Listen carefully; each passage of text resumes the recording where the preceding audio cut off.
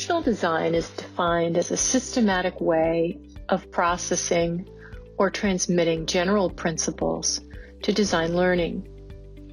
An instructional design model can be defined as a description of how to conduct the various steps of the design process. It prescribes the relationship between the elements of learning and instruction, and it guides the designers, the trainers, and educators so that they can plan the overall process. Instructional design models serve three purposes. First, they improve learning and instruction by creating a defined and systematic approach to problem solving and collecting feedback. Second, they improve the management of the instructional design and development process by defining a systematic approach to the creation of each of the elements. And third, they improve the evaluation process by guiding the systematic collection of feedback so that one can revise and improve the elements. The Kemp Instructional Design Model is also known as the Morrison-ross-kemp or MRK Instructional Design Model, and it is one of several widely used instructional design approaches. In common with all instructional design, you must apply some basic questions in order to understand where you're going. The first question is, who exactly is your learner? What is their nature, their needs, and their characteristics? The second question is, what do you want the learner to be able to do? This question leads you directly to your learning objectives. The third question is, how is the subject, content, or skills best learned? These will lead you to your teaching and learning methods and activities. And finally, how will you determine the extent to which the desired learning has been achieved? This leads you to your evaluation. These core questions must be addressed in whatever instructional model you decide to use. So our presentation is going to center on how are these questions addressed by the Kemp model. As mentioned before, Kemp is just one instructional design model, and we will address some of the similarities and differences with the Dick-carey model that we've been studying a little further on. You see here a graphical representation of the Kemp model. Note that there are 9 components to this model which emphasize the interdependencies of each step in the process rather than treating them in a linear progression. In some circumstances, not all design stages are required. The 9 key components are intended to focus on the whole learner throughout the design process, while also recognizing the role of environmental factors in educational settings. Kemp's model is particularly useful for developing instructional design that mixes technology, pedagogy, and content in the effort to deliver effective, reliable, and efficient learning. Let's take a moment to break down these elements. 1. Determine the specific goals and also identify potential instructional issues. 2. Identify the characteristics of the learners that should be taken into account during the planning process. 3. Clarify course content and analyze the proposed task components in relation to the stated goals and the purposes of the course. 4. Define instructional objectives and desired learning outcomes. 5. Ensure that content for each instructional unit is structured sequentially and logically to facilitate the learning. 6. Design instructional strategies to enable individual learners to master the content and achieve the desired learning outcomes. 7. Plan the instructional message and the appropriate mode of delivery. 8. Choose the appropriate resources that will support both teaching and learning activities. And finally, 9. Develop evaluation instruments suitable for measuring and assessing learners' progress toward the goals and achieving them. Although I'm sure you will recognize many of these elements across multiple models, there are a few defining characteristics of the Kemp model. First, you'll notice that all of the elements and design stages are interdependent. You'll also notice that the circular graphic emphasizes the fact that the design tasks can and should be performed simultaneously rather than in a linear fashion. The development process can really start anywhere.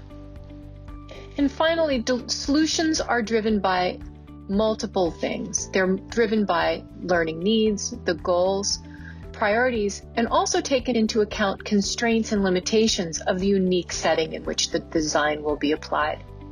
In this way, the Kemp model becomes quite flexible and adaptable to a wide variety of settings and usages. We are now going to talk a little bit about the advantages and disadvantages of the Kemp model. There are many advantages to the Kemp model. One of the biggest advantages is the flexibility the model allows for. Because the Kemp model is circular, a designer can start at any point in the model. They are not tied to a linear, rigid system of steps that have to be followed in a specific order. The circular model also allows for constant revisions to the design. Kemp also allows flexibility by allowing the designer to adapt their materials and instructional strategies based on the classroom environment they will have, whether that's face-to-face, hybrid, or online. Another advantage of Kemp is that the instruction is considered from the perspective of the learner. By taking the perspective of the learner, the designer can ensure that the learner's needs are met when creating objectives, course materials, and assessments. The designer can also take into consideration any constraints the learners may have when creating the course. While there are many advantages to Kemp, there are also disadvantages. One disadvantage is because Kemp is not a linear, strict model, it can be more confusing for a new instructional designer to follow. There are many steps to the Kemp model, which can be a lot for a new designer to remember.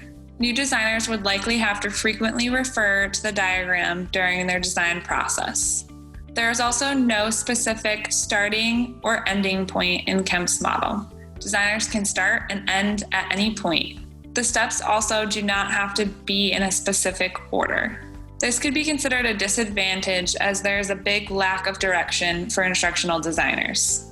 We wanted to take a look at both the Dick-carey model as well as the Kemp model and compare the two. Let's start with the most obvious difference. The Dick-carey model is a linear model that connects all the steps in a specific order. The Kemp model is a circular model that has more flexibility when it comes to the order of steps. Another one of the biggest differences between the two models is that with the Kemp model, there are 9 elements to the design process, but it is not necessary to use all 9 steps when creating your instructional design. With the Dick-carey model, each step is crucial to the process and cannot be skipped over. The Dick-carey model is a more rigid system with specific steps to follow in a specific order. This can make it difficult to have multiple team members or large teams working on the same project using this model. The Kemp model is more adaptive and can be started at different points. This makes it an easier design model to use when there are several designers working on the same project. Another big difference between the Dick-carey model and the Kemp model is that with the Dick-carey model, the steps build off of each other. You can't create step 3 without doing steps 1 and 2 first. The Kemp model has all the same steps as Dick-carey, but does not have prescribed steps, meaning you can start at step 4 and then move to step 8 and then back to step 3. There is no order that has to happen with Kemp. The more we learned about the Kemp model, the more we saw its advantages and would recommend considering it as your design model. Much of the literature on the Kemp model stated that you don't have to use each step in the process if your project doesn't require it. However, it seems that a better way to think about this is that you can emphasize or de-emphasize steps in the Kemp model on a project-by-project basis. While a particular step might not be crucial to your project, it doesn't mean you haven't considered it. You just don't have to take a deep dive into that component for your project. The Kemp model seems to be a good way to manage expectations while maximizing efficiency, whereas Kemp is circular, with no set entry point and no prescribed order of operations. The reality of the situation can dictate the process. Now, you could say that is true for every model. However, in a linear model, The people observing your process, like the client or collaborators, may perceive your process to be faulty because you're not adhering to it linearly, when in fact, you're working efficiently in a nonlinear manner due to realities outside your control. With Kemp's model, if someone questions where you are in the process, you can tell them that based on the situation, that starting at a particular step or that moving on to a particular step was the most efficient and productive course of action. Kemp's flexibility allows for better productivity and better optics. In business, perception can overrule reality, and the Kemp model helps you manage how you are perceived by not having a prescribed workflow. The reality of the project sets a unique workflow that can't be assessed by predetermined criteria. One disadvantage that often surfaced when researching the Kemp model was that the Kemp model can be intimidating to novice instructional designers because of its lack of structure.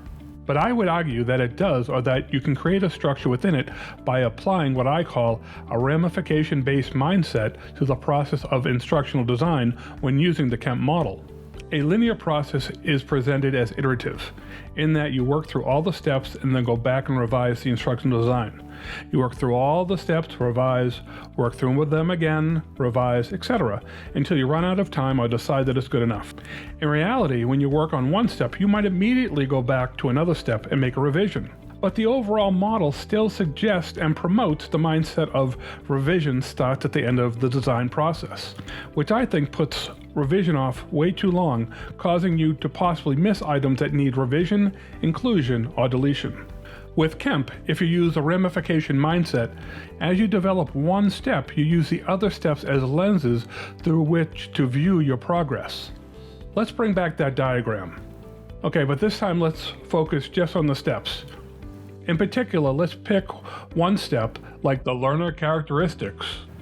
Once you complete work on a step, like the learner characteristics, then you analyze that work by the ramifications that work has on the other components of the instructional design process, noting the impacting factors that will need to be considered when working on the other steps in the process. That is, making notes of how what you are currently developing at the moment will affect the other steps, because everything has an effect on everything. The key is to recognize the effects, and adopting a ramification mindset makes it a habit to try to identify these effects as close in time to their origination as possible, which should lead to more easily identifying the effects and to less revision at the end of the process. The ramification mindset also creates a structure that makes the Kemp model more accessible to less experienced instructional designers. With this in mind, what type of projects is the Kemp model best suited for? Well, if you apply a structure to it, like the ramification mindset, then it can be applied to almost any project. Its flexibility allows it to scale down for small projects and up for larger projects, and especially when multiple designers are involved, the Kemp model seems to be much more efficient than Dick-carey and other linear models. One of the most challenging aspects of researching the Kemp model was the lack of in-depth information about the model. Though we found many websites, most were very redundant, posting the same basic information and most using one of two common graphic representations of the model, one color and one black and white. We've put together a list of additional resources which you'll find in the description box for this video. We've culled it down to avoid repetition. One interesting find was a video simply titled "Interview with Dr. Jerrold Kemp." We encourage you to consider using the Kemp Instructional Design model, and we hope our presentation may sway you to do so.